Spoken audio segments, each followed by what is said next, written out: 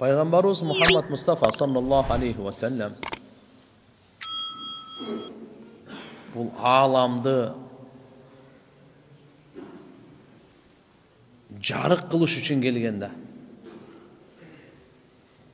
бардық инсанды құтқару үшін жіберілгенде, бардық адам баласын екі дүниеде бақыттылыққа жеткізу үшін жіберілгенде, пайғамбарымыздан кейін Алла Тағала үлгі қылып бізге бұйрық берді: сілер нәпсіңердің қалауларын, замандың өзгерулерін қарап жашабағыла. Сілер Мұхаммад алейхиссаламды қарап жашағыла. Мұхаммад алейхиссаламды қарап түзденгілі. Пайғамбарымыз саллаллаху алейхи ва саллям қандай жолдамаларды, насихаттарды айтқан болса, ошолор менен, ошолорды сілер қарманғыла. Ақылыңар қабыл алса да, албаса дағы, қалайсыңару, қалабайсыңару, түшінесіңару, түшінбейсіңару. Ал ұлы инсан, ақылдылардың ақылдысы, данышмандардың данышманы, Алланың тарапынан жіберілген, бүткіл аламға мейірімін шашқан пайғамбар, толық инсанды. Бүгін сабақ фи азими шужаатихи алейхи салату вассалам, пайғамбарымыздың ұлы батырлығы бойынша. Бұға чейін, алхамдулилля, әрбір сабақта пайғамбарымыздың сыпаттарын өткенгі сабақта қайырымдылығы, берешенділігі, жомарттығы, пайғамбарымыздың илimi, данышмандығы, жөнөкөйлігі, бүгін пайғамбарымыздың батырлығы бойынша. Батырлық дағы бұл жақсы сыпат екен да. Қорқоқтық жақсы сыпат емес. Батырлық жақсы сыпат. Алла Тағалаға батыр адам сүйкімді, күшті адам сүйкімді. Пайғамбар саллаллаху алейхи ва саллям айтқан: күшті мұсылман Аллаға алсыз мұсылманға қарағанда сүйкімдірек дағы, жақсырақ дағы. Андықтан Пайғамбар саллаллаху алейхи ва саллям өзі күштілі, өзі батыр елі. Мына ұшы сыпаттар бүгін үшін Хазрет Али разиаллаху анху Пайғамбар саллаллаху алейхи ва саллям сыпаттарын баян қылып мындай дейді: Кана Расулуллах саллаллаху алейхи ва саллям ажвадан нас садран ва ашжаахум қалбан ва аслақахум лахжатан ва алянахум арикатан ва акрамахум ишратан. Пайғамбар саллаллаху алейхи ва саллям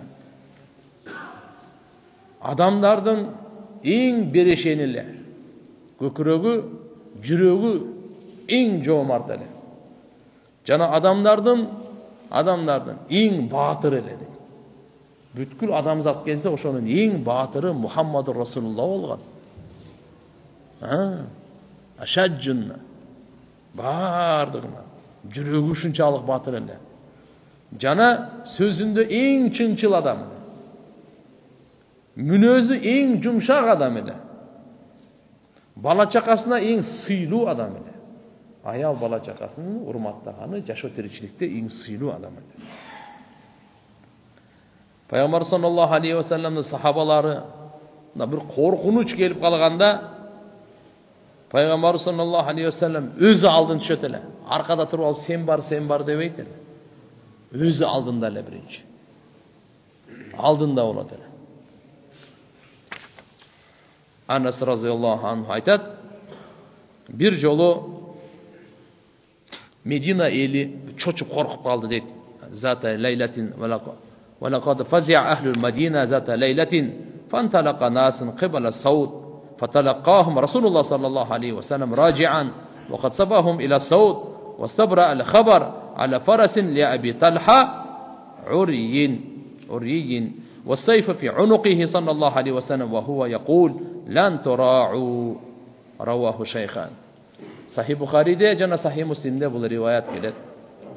Медина елі бір жол үшінде қатты үн шыққанда қорқып, бір түні адамдар ошол үн тарапқа жол алышқанда пайғамбар сол жақтан келеді қан екен. Фаталаққахум Расулуллах саллаллаху алейхи ва саллям. Ал жақтан қайтып келеді. Келіп анан алардан бірінші үн шыққанда эле пайғамбарымыз бірінші барған екен. Бұл батырлықтың белгісі. Қорқынышты үнбі, қорқынышты жаңа авалбы, қандай болсын, пайғамбарымыз өзінің жанын бірінші салат әлі.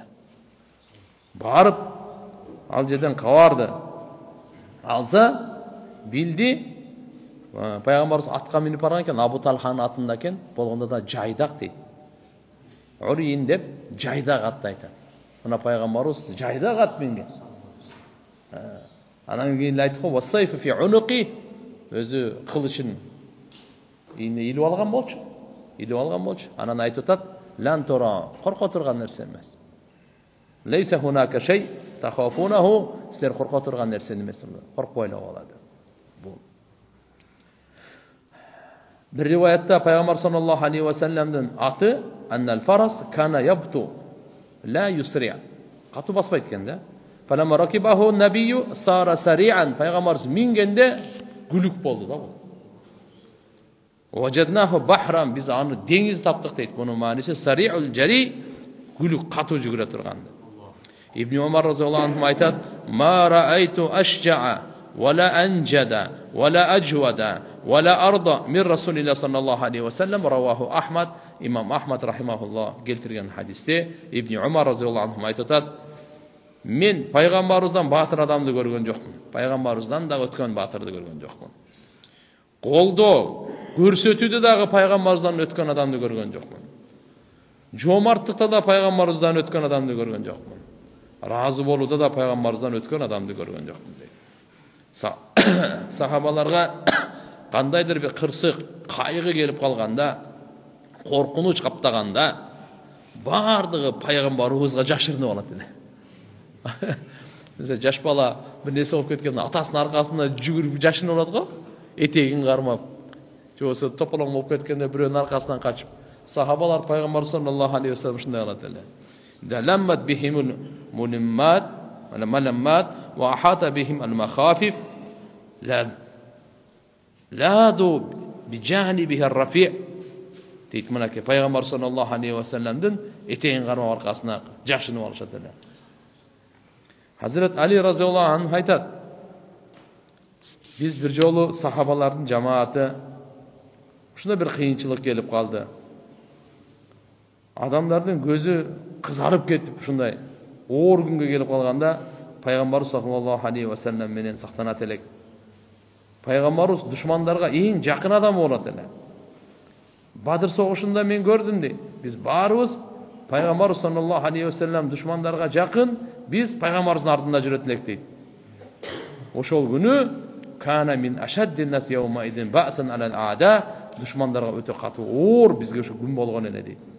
Müslim şerifte gelet Bara ibn Azib radıyallahu anhudan bul aytat: "Kana yaqul ash-shuja huwa alladhi yaqrubu minan nabi idha dana adu minal muslimin."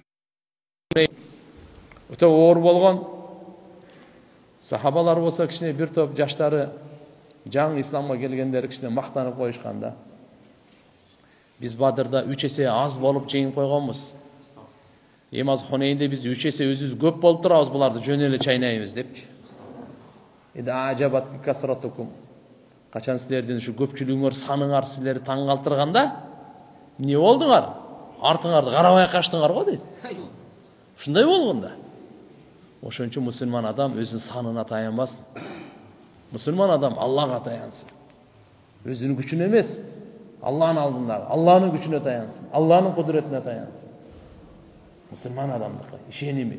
Sahabalar, Peygamber sallallahu aleyhi ve sellem sahabalar tuşağa tarbiye kılgan, Allah şu menen gelgen. Oşun için Halid ibn Valid radıyallahu anhu, Rum'da Hristiyanlara çıkanını aytkanda, alar kança dese 60 bin, sahabalar olsa 30 bin. Bul aytkan, men ertege жалгыз ele barayın деген. Kançaga karşı? 60 minge, 6 min mes, 60 minge. Жалгыз ele barayın. Bunlar düşünbeydi деген. Azigede biz 30 min barıp egede 60 min olsa жеңип alsak, случайность деп айтат деген. Эми жөн ушундай болуп калды, эми 1-2 мындай деп. Ошон үчүн мен жалгыз эле барайын. Мусулман өзүнүн күчү менен согушпайт. Мусулман Аллахнын күчү менен согушат, ушуну көрсөтөйүн дейт. Анан кеңеш өтөт ошол 30 миң. Кандай кылабыз, эмне кылабыз? Жалгыз барганга макулсаңарбы, макул эмессиңер? 60 миңге жалгыз чыкканга. Бирок анчамчалары макул эмес болду дагы келише албай калды. Жок деди. Канча барсың? 60 миңге так 6 барсачы dedi. Буга да келише албады. 30 барсачы dedi, келише албады. 60 барса бардыгы келишти. Бирөө дагы шектенген жок. 60-ы жеңил калат деп 60 миңге чыга турган болуп атат. Канчасы? 60 миңге чыккан адам. Эртеси күнү ошонун бардыгынын амири Халид ибн Валид болчу. Бирок ошо 60-ты 30 миңден өзүң танда деген. Бул ар бирин өзү тандаган. Сен деп туруп 60-ты өзү тандаган. 60-ы таң аткыча токтоган эмес. Өзү риваяттарда келет, ошо 30 миңге тең баары уктаган эмес. Алсыраган, ооруган, аксакалдар, ошолор эле уктабаса, основной 99% таң аткычакта дуа кылып ыйлап чыгышкан. Биз сиз болгондо жакшы уктап алайлы. Эртеге кылычты көтөрө турган болойлу. Уйкуну кандырып, курсакты тойгозуп, анан чыгайлы деп.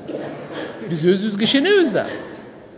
Жакшы эс алыш керек деп. Биздин мээбизде мына материалист деп коет го, ушу сиңип калган да. Руханият бизде жок да.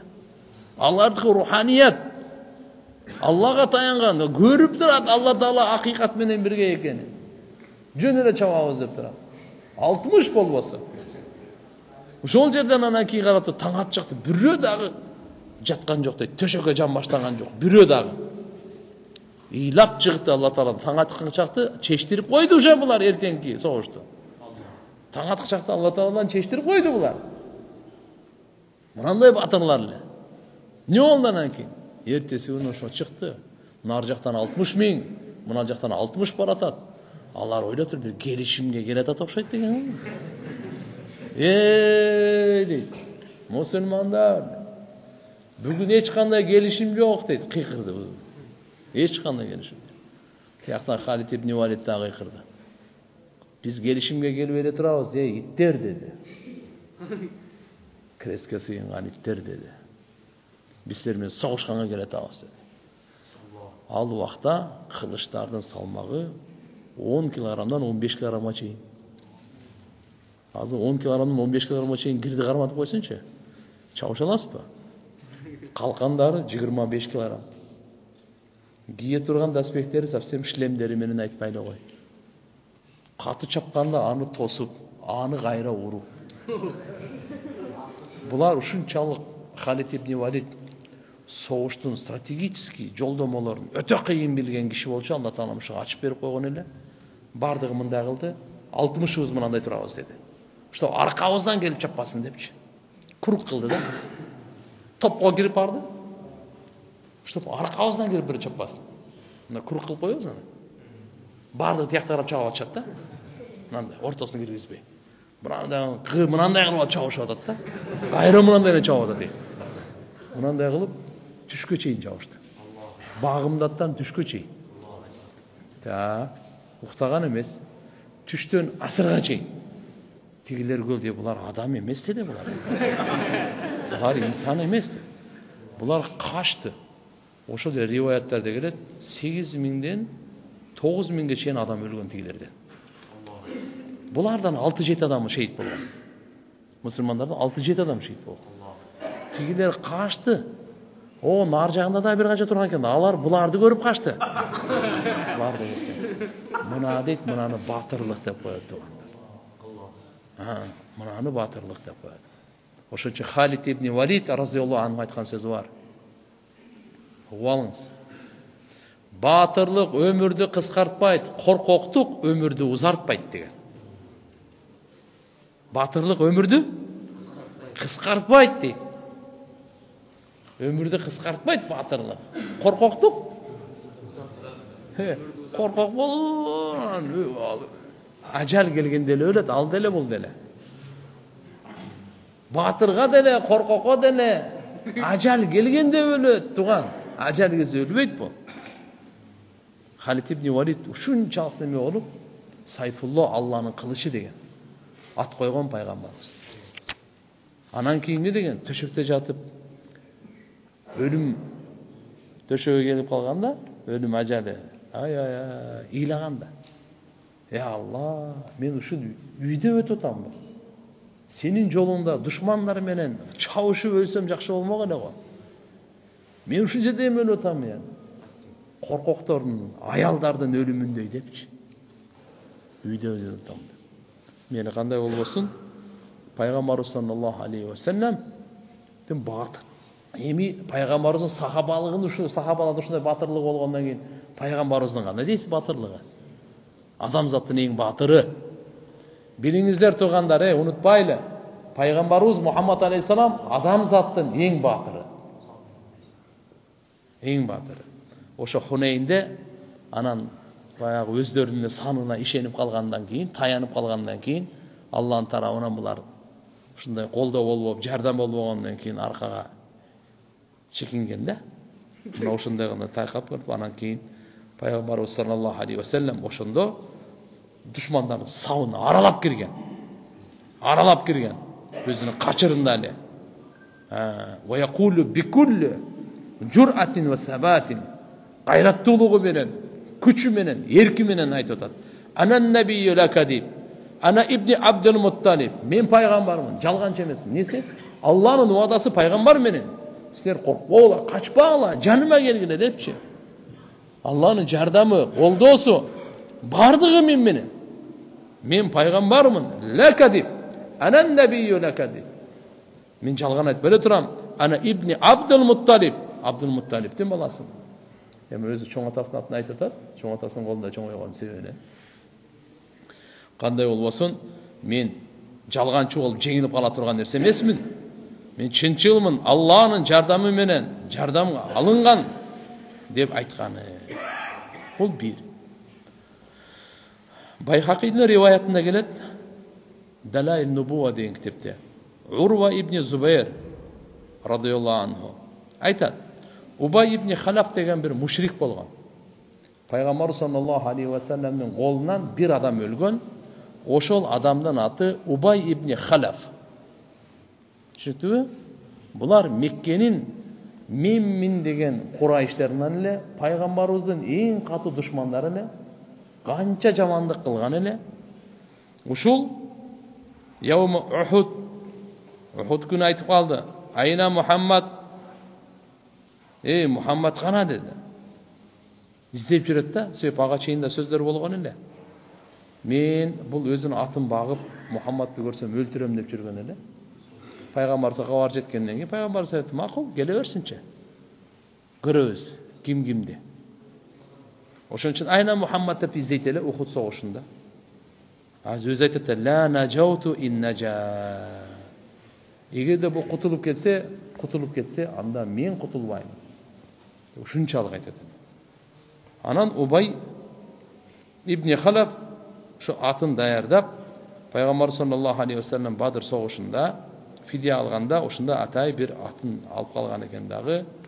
Жакшылап баккан экен. Пайгамбар саллаллаху алейхи ва саллям ага айтты: "Ана ақтулук иншаалла." Сени мен өлтүрөм, Кудай кааласа dedi. Мареке, чоң майдан, газат.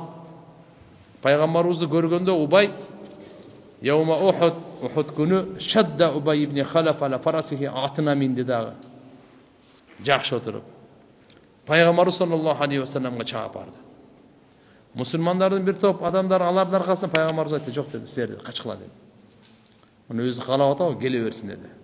"Танаху ва ла тахулу байни ва байна Убай ибн Халаф." Мен менен анын ортосунда аралашпагыла деди. Тек кой келсин деди. Чабууга келсе келсин деди. Пайгамбар саллаллаху алейхи ва саллям бир копьон алды. Харис ибн Симмадан, бу сахабийле. Пайгамбар саллаллаху алейхи ва саллям ошол тез ара турганда, ал жалгыз эле эмес экен. Алар бир чымын учкандай арылар басып келгендей, ушундай кылып пайгамбарыбызга чыгып келишти да булар. Айтат, "Татаяру" дегени учуп келди дейт алар. Убай ибн Халаф ва ман мааху минал куффар тафаррaqu farina bisur'atin kat-tuyur. Ушул канаттуулар учуп келгенде ушундай чыгып келишти. Пайгамбар саллаллаху алейхи ва саллям ошону урду, моюнга урду. Ти Убай ибн Халафты моюнга урганда, ал атынан жыгылып түштү. Дагы кабыргасынын бирөөсү сынды. Убай ибн Халаф кичине эле ушул менен чызылган экен моюнунан. Кийлаган бойдан, кыйкырган бойдан, бакырган бойдан, өкүргөн бойдан кетти Курайшка. Мени Мухаммад өлтүрдү, мени Мухаммад өлтүрдү. Өлбөй жүрсүң го, эмне кыйкырасың? Мен мына кичине эле чызылып кеттиңдер, анча деле катуу эле эмес го.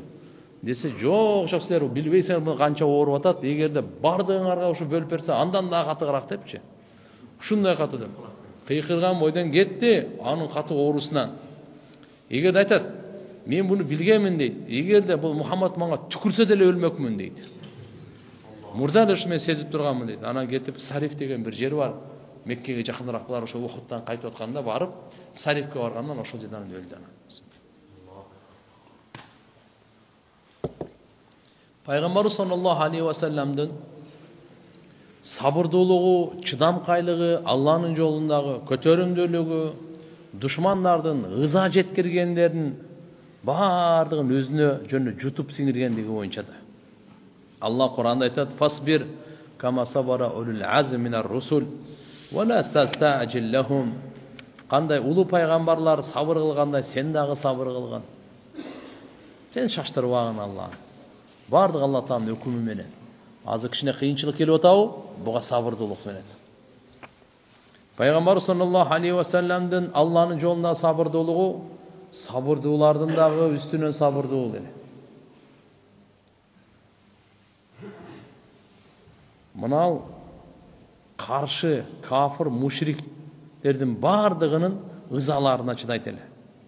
Канча акмактар, копол, орой, катуулардын барына Пайгамбар саллаллаху алейхи ва саллям алардын баарына сабыр кылат эле. Эми караңыз да, мындай экен да. Пайгамбарыбыздын заты таза. Сиз мисалы таза адамсыз, уурулук кылган жоксуз. Сизге уурулук кылды десе, кандай сизге катуу тиет? Ууруга уурулук кыл десе, андай таасир иштегенде болбойт, таасир тийбейт ага. Ал ууру да өзү. Ушундай деп койчусу жок деп коет, бир ууру да, андай таасир тийбейт. Ууру эмеске айта турган болсо, кандай таасир тиет? Пайгамбар саллаллаху алейхи ва саллям эми адам канча таза болсо, ошончолук жаман сөздүн таасири катуу тиет экен да. Эми пайгамбарыбыздын кандай деген пакиза, улуу зат, руханий, анын жаман сөздөр, жаман иштердин ызасы дагы ошого жараша тиет экен да. Анын таасири эселенип тиет экен да. Анткени пайгамбар саллаллаху алейхи ва саллям бардык камал, фазаилге ээ болчу да. Имам Ахмад жана имам Тирмизи рахимахумуллах Анас разияллаху анхудан риваят келтирет. Пайгамбар саллаллаху алейхи ва саллям мындай деген: "Лакад ухифту филла ва ма юхафу ахад, ва лакад узиту филла ва ма юза ахад." Аллаху акбар. Алланын жолунда канчалык мен коркутулдум, бирөө дагы андай коркутулган эмес. Алланын жолунда канчалык мага ыза жеткирилди, бирөөгө дагы андай ыза жеткирилген эмес деди. Алланын жолунда пайгамбар саллаллаху алейхи ва саллям айтып атат. Эми бул жерде бир сөз бар да, туугандар. Биздин устазыбыз Маулана Жамшид мархум рахимахуллах, Алла кабрын нур менен толтурсун. Сахи Бухариде китепте сабак берип атып айтат эле ушу сөзгө. Пайгамбарыбыз 23 жыл пайгамбарчылык өткөрдү. 23 жыл. Нух алейхиссалам, Нух пайгамбар 950 жыл пайгамбарчылык өткөрдү. Түшүнүктүбү? 1000 жылдан 50 аз кемиткенде 950 жыл только дават кылды булчу пайгамбарчылыгы. Пайгамбарыбыз 23 жыл. Саллаллаху алейхи ва саллям. Эгерде жылга саныштыра турган болсок, жылга саныштыра турган болсок, канча эсе болуп калат? 10дон, мисалы 100дөн элестетип көрүңүз сен буну. Эгерде 230 жыл болсо 10% болмок да. Ошондо да так 40%. 40 эсе. Пайгамбарыбыздын эмеси менен пайгамбарчылык тияктан примерно болжолду 40 эсеге чыгып кетет да. Эми 23 жыл ыза тарткан көппү же 950 жыл ыза тарткан көппү? 950 жылда. Пайгамбарыбыз бул жерде хадисинде айтып атпайбы? Мендей ыза бирөө дагы көргөн эмес Алланын жолунда дейт. Биздин устазыбыз мындай деп жооп берди бул хадиске. Пайгамбарыбыз саллаллаху алейхи ва салламга ыза жеткеничи жакындарынан жеткен да. адамга жакын байланышы бар, өзүнүн туугандарынан жеткен, бул өтө жаман оор экен да. Ушунун бир мисал катары мындай деп айтат эле да. Караңыз. Бир аялды түртүп берсеңиз, арам бул. Энени түртсөңүзчү. Бирөөнү сен ступенькадан түртүп бердиңиз да. Жосо сууга түртүп бердиңиз. Я. Бирөөнүн эле апасын. Бирок өзүңүздүн апаңызды түртсөңүзчү. Экөө тең эле арам, бирок экөөнүн арамы тең эмес да. Кудай сактасын, бирөөнү бир аксакалды башка урду. Бул да өтө чоң арам, ыза. Бирок өзүнүн атасын урсачы. Я. Бирөөнүн энесин урду. Бул деле кандай арам нерсе. Бирок өзүнүн энесине кол көтөрсөчү. Адамдын жакынынан келген ыза бар го, ол жаман ал. Кудайым сактасын, баардык үммөттү, элибизди сактасын. Туган, анан көрөк, о, жакта бир 10 киши мени тепкилеп кеткен, ошо жакшыраак. Баламдан ушу бир алакан жегенден көрөк дейт, я. Туурабы? Өздөн чыккан жат жаман. Мыналардан баардыгы сен канча тепкилеп кетсе деле ал эчтеке эмес эле. Ал көтөрүмдүү ал. Сындырып кетсе деле көтөрүмдүү. Бирок өзүнүн эгерде баласы ушундай ура турган болсо, туган гана. Ошон үчүн мына жердеги салыштырмалуу түшүндүңүздөр да. Пайгамбарыбызга ыза жеткени Курайш өзүнүн уруусу, өзүнүн атасынын бир туугандары, өзүнүн туугандарын баардык жакындарына жеткен ыза ушунчалык жаман болот экен да. Мейли, кандай болбосун? وَلَقَدْ أَتَتْ عَلَيَّ 30 مِنْ بَيْنِ يَوْمٍ وَلَيْلَةٍ وَمَا لِي وَلِبِلَالٍ طَعَامٌ يَأْكُلُ ذِي كَبَدٍ إِلَّا شَيْءٍ يُوَارِي إِبْتُ بِلَالٍ. 30 gün öttü deyip, 30 gün. Mende jana Bilalda jegenge eçteke жок deydi. 30 gün, 30 tün öttü. Bilal ekөөбүздө bir boğuru var, bir jandık jey turgan nerse жок deydi. Кичине bir сындырмышынча бар эле, Билалдын колтугуна жашырылган дейт. Болбосо башка эчтеке жок, караңыз. Эч нерсе жок дейт. Ушундай күн өткөн пайгамбарыбыз. Бүгүн машалла биз курсагыбыз ток, кийимибиз бүтүн, үстүдөн тамчы жок, мамлекетибиз аман. Дагы каяка шүгүрсүздүк кылабыз, Каяка шүгүрсүздүк кылабыз. Алхамдулилла дебейлиби? Курсагыбыз тойбогон күн болгон эмес го. Күн сайын тоюп келатат, күн сайын тоюп келатат. Кийимдерибиз эсеби менен. Bizde бүгүнкү күндө бомуждун кийимдери канча санасаңыз болот. Кандай болбосун пайгамбар саллаллаху алейхи вассаламга ушундай түрдүү ызалар жеткирет эле мушриктер. Жеке дагы, жалпы дагы, аялдары дагы, балдары дагы баардыгы эле ушинтип ызаларды. Бирок пайгамбарыбыз Мухаммад алейхиссалам өзүнүн заты үчүн, өзү үчүн бирөөнүн дагы өч алган эмес. Бирөөнү дагы кек сактаган эмес. Табаранидин риваятына келет, Харис ибн Харис айтат, атама айттым дейт. Ма хадихил жамаа. Бул топ, бул жамаат. Не деген жамаат деп. Атасы айтты.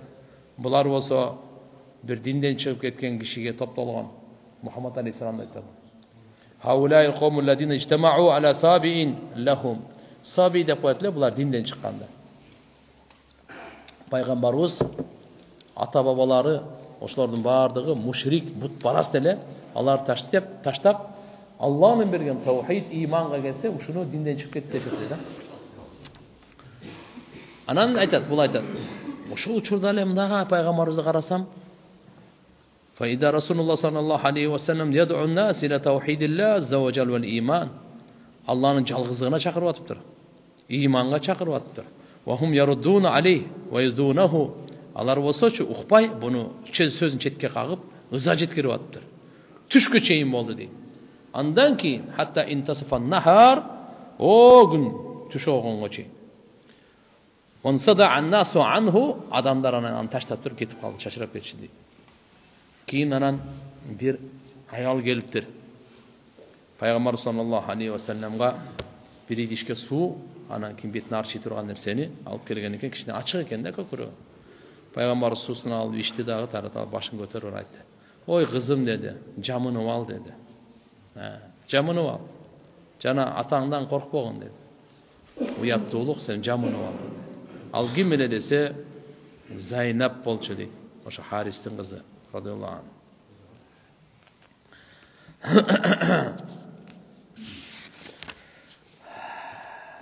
La ilahe illallah. Peygamberimiz sallallahu aleyhi ve sellem bir jolu Ka'baga barıp kaldı namaz okuyun dedi. İbn Mas'ud radıyallahu anhu. Abdullah İbn Mas'ud Peygamberimizin doğrunda fatva verip mufti olup durgan. Öte ilimli sahabalarının biri. Peygamberimizin үйünde daima girip çıkıp kısmatta olup жүрген kişi. Peygamberimizin janында oşo kişinin İbn Mas'ud radıyallahu anhu. Bayna Rasulullah sallallahu aleyhi ve sellem yusalli indel bayt. Ka'banın janında namaz okuat dele. Ve Abu Cahil ve ashabu culusun. Oturgan eken Abu Cahil şerikleri menen en bayağı düşmanlar. Ve kad nuhirat cazur ay ba'ir bir tüy soyuşkan eken. Bir gün burada bilamiz. Abu Cahil aytti ayyukum yakumu ila sala ay karish. Kim yer oşo tüyün emenin içeyi karnına alıp kelet dedi. Abu Cahil aytti. O Muhammed namaz okudatko okutkan arkasından barıp tüyünün içeyi karnının moynuna ilip koyula dedi de. Tüyünün içeyi karnına. Anan için jelkesinde sajdaga barganda ilip koyula dedi. Oşol oturganlardan en baktısızı oşo tayar bolup turdu. Al kim ele? Uqba ibn Abi Muayt degen. Atı Uqba. Abi Muayt'in balası. Uqba ibn Abi Muayt. Bul bardı dağı Peygamberimiz sajdaga başın koygonda arkasından barıp turup oşo içeyi karnında moynuna koydu. Bunlardan bardığı biri-birine gülüp, maskarlap, şıldığında İbn Mas'ud radıyallahu anh aytat: "Ve ana qaimun andur." Oşo dedi men turup qarap turdum deydi da. "Law kanat li man'a." Attın uşu men küçüm bolgonda üçün. Ala algan jok da küçü jetken jok. Себептен bunu өлтүрүп коюшат эле да барганда. Attın uşu менин küçüm bolgonda bunu кайтара турган, мизин кайтара турган. Булардын бардыгын жообун бере турган деп. Анан bir маалда эле bir kız geldi. Alıp turup anan keyin jaş kız bolчу deydi. Alıp saldı Peygamberimizin. Al Fatima ene özü eken. Radıyallahu anha Peygamberimizin özünün kızı. Gelip turup aldı dağı sum akbalat aleyhim taştimuhum Allah'ı tildeye başladı. Sizler debi mınандай, sizler debi mınday, men atam uşunday kıldın ardı. Mınандай kılıp şunu tildeye başladı. Felemma qadan Nabi sallallahu aleyhi ve sellem salatahu rafa'a sauta. Peygamberimiz namazını okup bitti. Okup bitkenden keyin anan keyin kolun götürüp turup dua kıldı şular. Bardığın. 3 duanın jol dua kıldı. Kana ida da'a salas 3 jol dua kılat ele surap turup. Allahumma aleyke bi Abi Cahil. Allahumma aleyke bi Utba ibn Rabi'a. Allahumma aleyke Şeybe ibn Rabi'a. Allahumma aleyke Velid ibn Utba. Allahumma aleyk Umay ibn Khalaf. Allahumma aleyk Uqba ibn Abi Muayt. 7'sini unutup kaldım deydi. Kanday olmasın. 7 kişini Abu Cahil, Utba ibn Rabi'a, Şeybe ibn Rabi'a, Velid ibn Utba, Umay ibn Khalaf, Uqba ibn Abi Muayt. 7'sini atını unutup kaldım deydi. Bu ravi ayet otat. Uşul Peygamberimiz kimge dua kılsa Badırda sulaygan awalda başı жерге сайылган бойдон öldü deydi. Şuların bardır. Giyin anangar turup ardın alıp arvana keldi. Kutu kata taştap saldı. Bardı. Peygamberimizin üstüne maskarlagan Allah'ın azabı gelip Badırda başı menen sayılganдар bulardan. Bu Ravahu Şeyhan Sahih Buhari'de dağı, Sahih Müslim'de dağı ekonda tek şu rivayet geledi. Peygamberimiz sallallahu aleyhi ve sellem Mekke'de dağı ayavay kıyınçılık, Medine'de dağı ayavay kıyınçılık, ömür boyu ile kıyınçılık üstünde ötken tuğanlar. Mekke'de kıyınçılıkların biri Abu Talib, özünün atasının bir tuğanı avası. Al bar gezge, özü Müslüman bol olsa dağı Hazreti Ali'nin atası. Birok Mekke'deki müşrikler ança mınçası bunday erki jite albaydı ile Peygamberimizga söylüyor. Bro bu kişi ötkende müşrikler bayağı düşmanlığın güçe düştü de. Daha güçe düştü bunlar. Ошонун себебинен пайгамбарыбыз Таифка барганда, Таифка барып, кой, мына жерден алар Таифте риваяттарда келет. Буларда Таифтер пайгамбарыбыздын узактымы тага жүрдү экен. Сакиф деген уру болгон. Ошо Бану Сакиф деп коет. Ошолор менен ортосунда душмандык болгон эмес. Үмүт менен барган ушулар исламды кабыл алса Меккеде чоң мага күч болот го депчи. Sahih Bukhari'de, Sahih Müslim'de rivayet gelet. Ayşe radıyallahu anha enevizden. Kalet, kultu ya Resulallah, hal ata aleyk yevm aşad min yevmi Uhud. Peygamber sallallahu aleyhi ve sellem'den Ayşe eneviz sıradı. Ya Resulallah, o Allah'ın elçisi, Uhud günden dağı oğur gün sizin başınızdan ötken mü? Uhud günü Peygamber sallallahu aleyhi ve sellem'den kaşka mangday dişleri sınıp ketken. Oşo şlemdin temiri başına girip ketken. Qanday gana neme болгондо андан да оор күн өткөнбү дегенде пайгамбарыбыз айтты, ооба деди. Laqad laqitu min qawmik ma laqitu. Мына сен Курайшыңдан көргөн күндөрүм өткөн деди. Курайшыңдан көргөн күндөр өткөн. Wa kana ashaddu ma laqitu minhum yawm al-aqaba. Aqabada gördüm de. Ошол жерде пайгамбар саллаллаху алейхи ва саллям баягы Таифка барган сапарын айтып берип атат. Ал жерге барганда биринчиден кой, бир шаарга кирсең дарвазасынан кир дегендей, bir шаарга, bir элге барсаң, биринчи аттуу баштууларына жолугуп, анан жалпы элге, жөнөкөй элге жолуксаң болот. Ошол жерде аттуу баштуу 3 киши экен, Сакиф коомунун аттуу баштуу кишилери, үчөтөң бир туугандар дейт, Хубайб ибн Амр дейт, Мас'уд ибн Амр дейт, Абд я Лейл Амр дейт. Ушу үчөө. Ушуларга барып айтканда, ушу үчөө менен сүйлөшкөндө бирөөсү айтты да, Ай, Алла Таалага сенен башка пайгамбар табылбай калыптыр, сени жибергилей деди. Экинчиси айтты, баягы коомуң бир жалганчы пайгамбар чыкты деп кууп чыгарганда ошо сенби деди. Мен сени менен айтып коеюн, вообще сүйлөшпөйм деди. Үчүнчүсү болсо айтты, эгерде Алла Таала сени пайгамбар кылып берсе жиберген болсо, анда мен дейт, Каабанын баягы кисва деп коет, ошонун кийимин уурдап алам дейт. Аны уурдаган өтө чоң күнөө болчу да буларга. Ушундай кыскасы айтканда бирөө дагы сүйлөшпөй.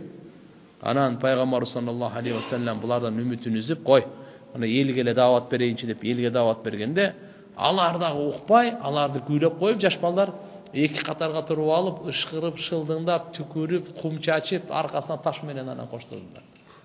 Пайгамбардын чыкпаган жеринен канчыгып, эсинен кетип, кайра келип, бардыгына وقدماه تسيلان دما мынаке пайгамбар саллаллаху алейхи ва салламдын эки кадамы балтырлардан канчыгып кеткен. Саны путунан канчыгып кеткен. Табаранинин риваятында келет, Абдулла ибн Жафар радıyallahu анхума айтат, Абу Талиб дүниеден өткөндө пайгамбарыбыз Таифка жөө барган, барып исламга даават бергенде кабыл кылган эмес. Анан алар кайрасу ташборон калганда пайгамбарыбыз дарактын түбүнө көлөкөлөп эсип, ошол жерде эме бар экен, жүзүм дарагы бар экен, аерге туруп фасалли ракаатайн, 2 рекат намаз окуп анан дуа кылган экен. Аллахумма илейка ашку ду'фа куввати ва киллата хилати ва хавани алан нас. Я Аллах, мен өзүмдүн дейт, өзүмдүн күчүмдүн алсыздыгына арызданамын дейт. Аларды жамандаган жок. Мен буларга кандай даават беришим керек эле, ошондой даават бере албагандыгыма арызданамын. Өзүмдүн, алар бура мени кордоп аткан, өзүмүн булардын алдында кор болгондугума арызданамын. Адамдарға, я архамар рахимин, о райым кылуучуларына райым кылуучусу, анта архамар рахимин, сен райым кылуучуларына райым кылуучусуң, ва анта роббул мустадафин, сен алсыздардын робусуң, я Алла. Иля ман такилуни, кимге мени таштап атасың? Кимге мени тапшырып атасың? Иля адувин баид, ушундай бир душманга таштап атасыңбы? Ал болсо, ятажахамуни, ал мени көргөндө эле жиркере турган, мени көргөндө жек көрө турган, ушундай душманга таштап атасыңбы? Ам иля карибин маллактаху амри, же ушундай жакын душманга мени ишимди ага тапшырып койгон. Иллам такун гадбанан, я Алла, сен эле ачууланбасаң, мага кызыктырбайт булар. Булардын урганы, тепкилегени, маскарлаганы, ташборон калганы кызыктырбайт. Кейбир риваяттар келет, иллам такун сахитан, сен эле наразы болбосоң, иллам якун бике сахт, сен эле наразы болбосоң, алейя фала убали. Маңа бәрібір бұлардың. Гайра анна афиятак аусау ли. Әлбетте сенің амандығың, саламатшылығың маңа бұл керек, маңа кенен бұл. Аузу би нури ваджхикал карим аллади адаат лахун самавати вал ард. Мен пана тілеймін сенің, я Алла, нұрың, затыңды нұры менен оша арқылы асмандар жана жердер жарық болып нұрланып тұрады деп. Емнеден пана тілеймін дейді? Сенің ачуың маңа түшісінен пана тілеймін. Сенің наразышылығың маңа түшісінен пана тілеймін. Валакал утба хатта тарда вала хаула вала куввата илля бика. Егерде сен ачуың наразы бола тұрған болсаң, анда сені разы қылыштық сөзсіз зарыл болады анда депчі. Мынандай қылып айтқан. Демек пайғамбар саллаллаху алейхи ва саллям мындай оор күндерде. Bir нәрсені айтып кетейін туғандар.